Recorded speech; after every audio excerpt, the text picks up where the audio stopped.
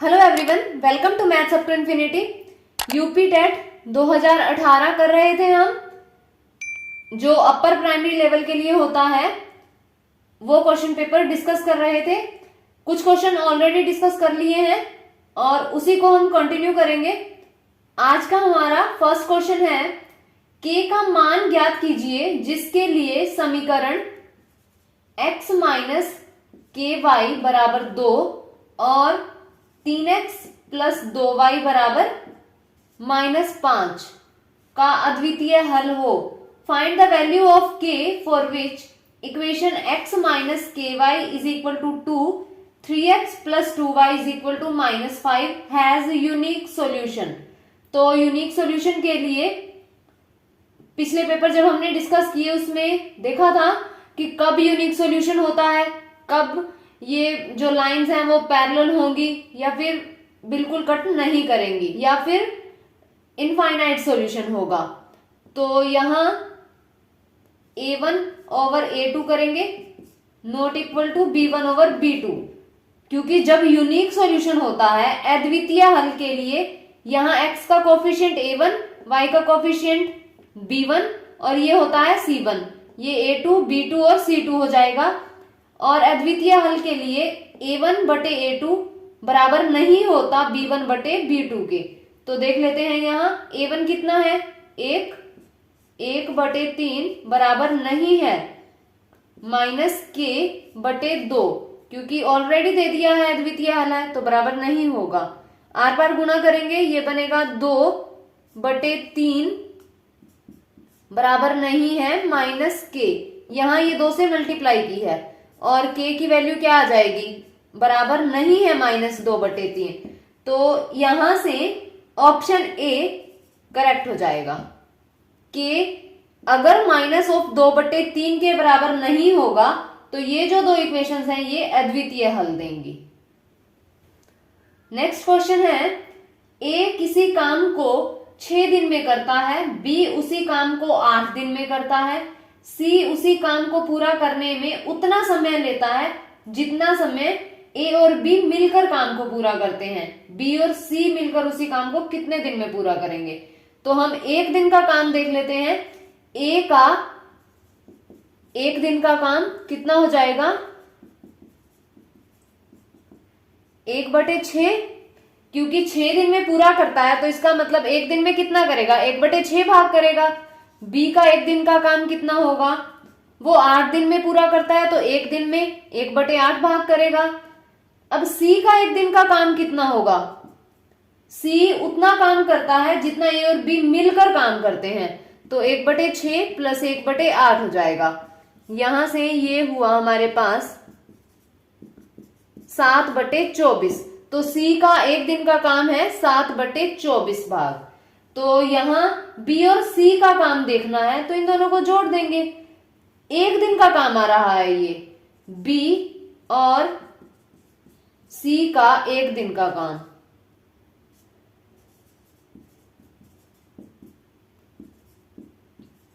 Add कर देंगे B और सी को, 1/8 प्लस 7/24, तो ये क्या हो जाएगा, यहां 24 आया, 3 प्लस 7 ये हुआ 10/24 और यहां से कट जाएगा, ये 5/12 हो जाएगा। तो एक दिन में वो 5/12 भाग करते हैं बी और सी मिल करके, तो काम को कितने दिन में पूरा करेंगे, ये पलट जाएगा 12/5 दिन। तो ये कितना हो गया, 2 और यहां रिमाइंडर आ जाएगा 2/5 दिन। तो यहां से ऑप्शन डी करेक्ट हो जाएगा, ऑप्शन डी इसमें करेक्ट होगा।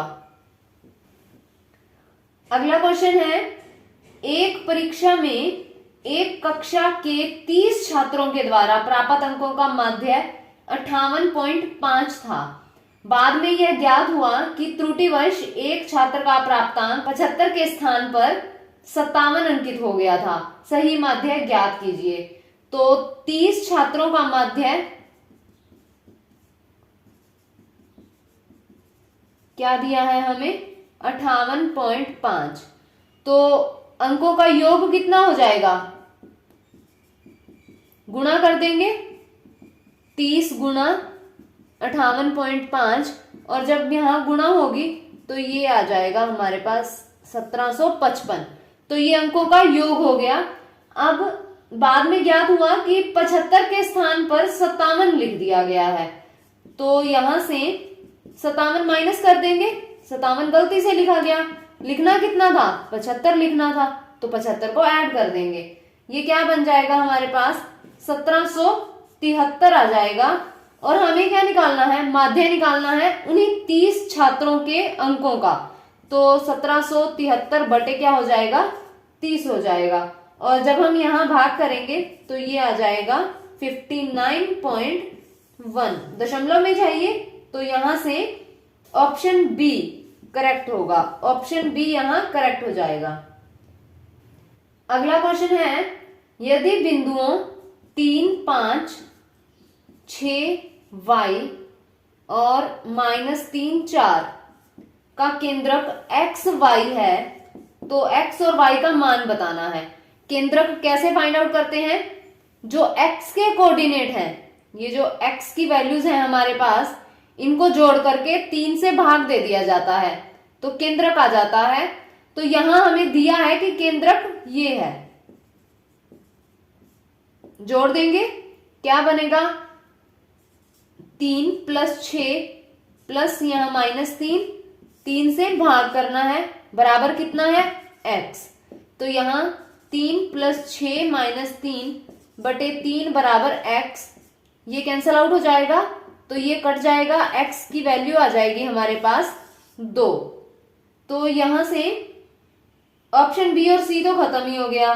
कई बार ऐसा होता है कि x बराबर 2 एक ही ऑप्शन में दिया हो तो वहां से टिक कर देंगे, y की वैल्यू हमें फाइंड करने की जरूरत ही नहीं है, लेकिन नहीं कर सकते तो y देखना ही पड़ेगा।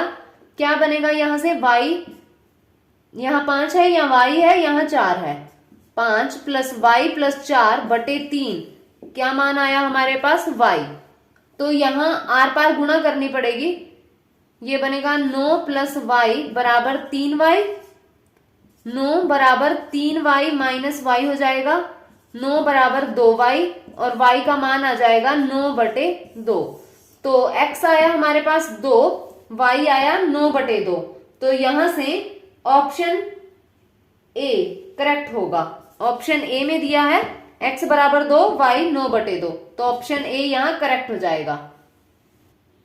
अगला क्वेश्चन, बहुपद a x की 3 प्लस b x की 2 प्लस x - 6, ये कोई बहुपद है। इसमें दिया है कि x + 2 इसका गुणनखंड है। गुणनखंड है इसका मतलब कि जो x बराबर -2 आएगा, x + 2 बराबर 0 करेंगे, x बराबर -2 आ जाएगा, तो x बराबर -2 इस इक्वेशन को सेटिस्फाई करेगा। सेटिस्फाई का मतलब है बराबर 0 आ जाएगा। तो यहां हम वैल्यू रखते हैं, क्या बनेगा a -2 पावर 3, क्योंकि हमें a और b का मान निकालना है, तो a और b के मान के लिए जो इक्वेशन है वो a और b में होनी चाहिए, और ये गुणनखंड दिया ही है। तो यहां हम देख लेते हैं, प्लस b, ये -2 पावर 2 और यहाँ -2 -6, ये बराबर 0 आ जाएगा। ये बना -8 a, ये 4 हो जाएगा, प्लस 4b -8 बराबर 0। 4 से भाग हो रहा है, -4 से ही कर देते हैं, ये बनेगा 2a - b प्लस 2 बराबर 0। या तो हम यहां से देखें डायरेक्ट, a और b के मान है हमारे पास ऑप्शन में, ऑप्शन से पुट करके देखते हैं, इसे कंप्लीट भी सॉल्व करेंगे। अभी इस तरह से भी देखा जा सकता है इस क्वेश्चन को। तो ऑप्शन ए में क्या दिया है, a बराबर 2 b बराबर 0, तो यहां 2 लिखेंगे, सेटिस्फाई होगा ना जो आंसर होगा, -0 + 2, तो ये तो 0 आया नहीं, तो इसका मतलब ऑप्शन ए गलत। b में दिया है a बराबर 1 b बराबर भी 1, यहां पुट करेंगे, ये बना 2 -1 + 2, तो 2 - 1 + 2, ये भी 0 नहीं आया, ऑप्शन बी भी गलत। ऑप्शन सी a बराबर 0 b बराबर 2, यहां लिखेंगे a को 0 और b को 2, तो ऑप्शन सी तो सेटिस्फाई हो रहा है। देखो a यहाँ 0 -2 + 2, तो ये तो 0 हो गया, ये भी 0 हो जाएगा, तो ये सेटिस्फाई हो रहा है।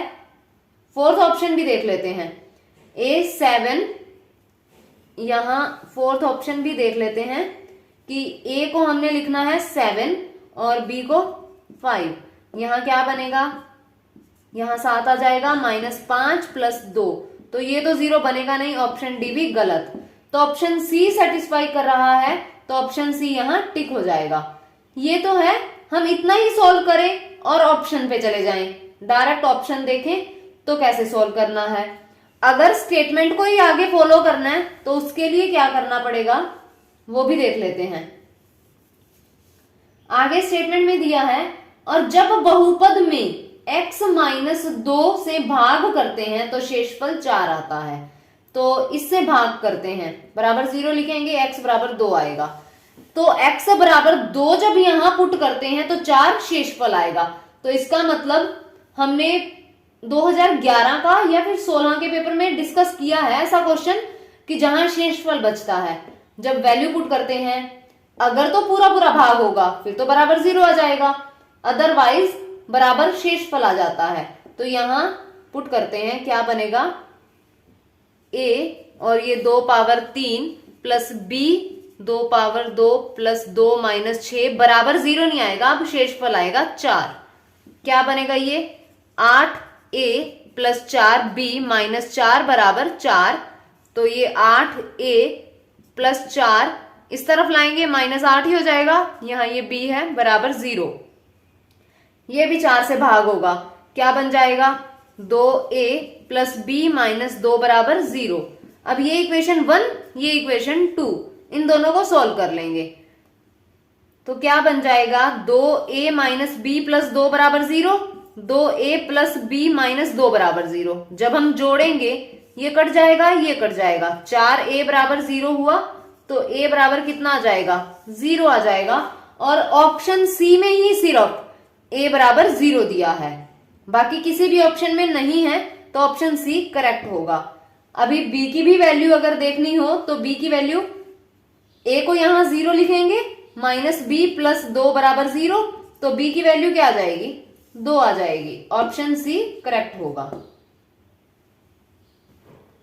अगला क्वेश्चन है, एक अनवसानी किंतु आवृत्ति दशमलव संख्या होती है, एक पूर्णांक, प्राकृतिक संख्या, परिमेय संख्या, अपरिमेय संख्या। तो ऑप्शन सी परिमेय संख्या, a non terminating but recurring decimal क्या होता है, रैशनल नंबर होता है। अगर यहां आवृत्ति नहीं हो, रिपीट नहीं हो जो सीक्वेंस है, तो फिर वो क्या हो जाती है, इररेशनल। लेकिन यहां आवृत्ति है तो ये क्या हो जाएगी, परिमेय संख्या, रैशनल नंबर। तो ऑप्शन सी करेक्ट बनेगा। नेक्स्ट है हमारे पास, ये क्वेश्चन रिपीट हो चुका है, समांतर चतुर्भुज ABCD। प्रीवियस ईयर्स इसीलिए भी इंपॉर्टेंट होते हैं क्योंकि रिपीट होने के बड़े चांस रहते हैं। तो प्रीवियस ईयर्स बहुत जरूरी हैं किसी भी एग्जाम को देने के लिए, उससे पहले उसके प्रीवियस ईयर्स अच्छे से करने बहुत जरूरी हैं, क्योंकि अगर हम वही क्वेश्चन टैकल नहीं कर पाए जो ऑलरेडी आ चुके हैं तो फिर दिक्कत ही है।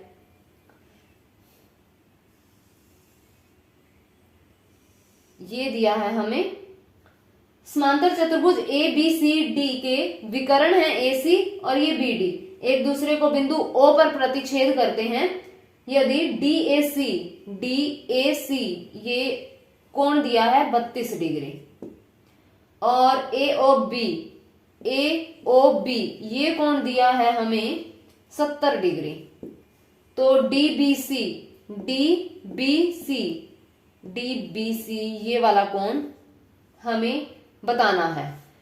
तो यहां ये कोण जो ये 32 डिग्री है, ये इस तरह जा रहे हैं तो ये कोण बराबर हो जाएंगे, ये 32 है तो ये 32 हो जाएगा। और ये जो पूरी लाइन है ये कितने डिग्री की, 180 डिग्री की, जिसमें यहां तक तो 70 है, तो यहां तक ये कितना हो जाएगा, 110 डिग्री हो जाएगा। ये पूरी लाइन 180 की है, ये 70 हुआ तो ये 110 हो गया।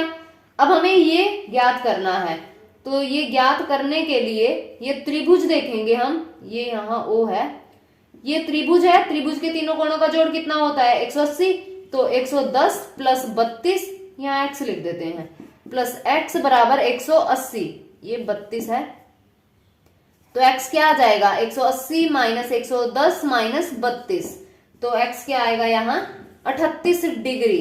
तो यहां से ऑप्शन बी करेक्ट हो जाएगा 38 डिग्री। अगला क्वेश्चन, यदि a power m power n बराबर हो a m और यहां ये n इस तरह है, m का हमें मान ज्ञात करना है, तो यहाँ a power m power n है बराबर a, यहाँ mn लिख देते हैं क्योंकि ये तो मल्टीप्लाई में है ना, ये पावर में है, बेस सेम है, जो ये पावर्स हैं वो इक्वल हो जाएंगी, क्या बनेगा m पावर n बराबर mn, एक तरफ ले जाएंगे m power n minus mn बराबर 0, तो m कॉमन आ गया, यहां रह गया m पावर n माइनस 1 क्योंकि एक m तो बाहर आ चुका, माइनस n बराबर 0। यहां से m का हमें मान देखना है, m बराबर 0 होगा या तो m बराबर 0 होगा और m power n minus 1 minus n बराबर 0 होगा। दो की गुणा कब 0 होती है, या तो ये 0 हो या फिर ये 0 हो, तो m बराबर 0 तो किसी ऑप्शन में दे नहीं रखा, तो यहां इसे ही सॉल्व करना पड़ेगा। क्या बनेगा m पावर n माइनस 1 बराबर n हो जाएगा, m का मान चाहिए m n माइनस 1 पूरे की पावर 1 ओवर n माइनस 1 कर देते हैं, दोनों तरफ ये कट जाएगा, m क्या आया n पावर 1/n माइनस 1, तो m की वैल्यू देखनी थी और यहां से ऑप्शन डी करेक्ट होगा। अगला क्वेश्चन है 1 माइनस 1/5, 1 माइनस 1/6, 1 माइनस 1/7 और ये 1 माइनस 1/100 तक जाता है, इसका मान हमें ज्ञात करना है। यहां हर एक ब्रैकेट को सोल्व कर लेते हैं, जैसे ये 5 तो ये 5 माइनस 1 हुआ, यहां ये 6 माइनस 1 हुआ, ये 7 माइनस 1 हो गया, अप टू यहां ये 100 माइनस 1 हो गया, ये क्या बना 4/5, गुणा में ही है, यहां मल्टीप्लाई लिख देते हैं, 5/6, 6/7 अप टू 99/100 हो जाएगा। देखिए ये इस तरह से कटता जा रहा है डायगनली, ये यूं कटता जाएगा तो कहीं ना कहीं 99 भी कट हो जाएगा, तो रह क्या जाएगा 4/100, इसे काटेंगे ये आएगा 1/25 और ये हमारा आंसर हो जाएगा ऑप्शन ए करेक्ट हो जाएगा। नेक्स्ट क्वेश्चन है, यदि 0 less than x less than 1, x जो है वो 0 और 1 के बीच की कोई संख्या है तो क्या सत्य होगा। ऑप्शन ए दिया है x पावर 100 बड़ा होगा x पावर 101 से, तो यहां हम मान लेते हैं कोई x मान लेते हैं 0 और 1 के बीच का, तो x को 1/2 मान लेते हैं, यहां रखेंगे क्या बनेगा 1/2 पावर 100, 1/2 पावर 101।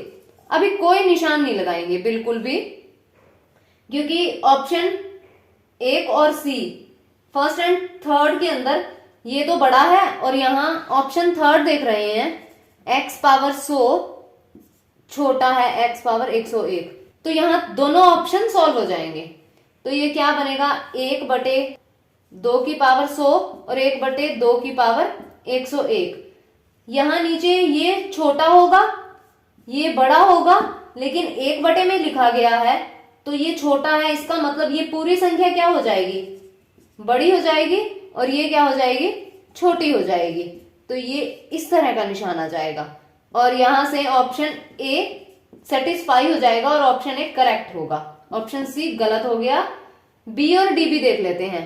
x पावर 100 बड़ा होगा 1 से, x पावर 100, x को क्या माना 1/2, 1/2 की पावर 100 करेंगे तो ये तो 1 में बहुत बड़ी संख्या आ जाएगी, तो ये 1 से बड़ा तो कभी हो ही नहीं सकता, तो ऑप्शन बी भी गलत। 101 करेंगे तो डी भी गलत हो जाएगा, क्योंकि वो तो उससे भी बड़ी संख्या होगी 1 के नीचे, तो यहां 1 से बड़ा ये नहीं हो पाएगा, तो ऑप्शन ए यहां करेक्ट होगा।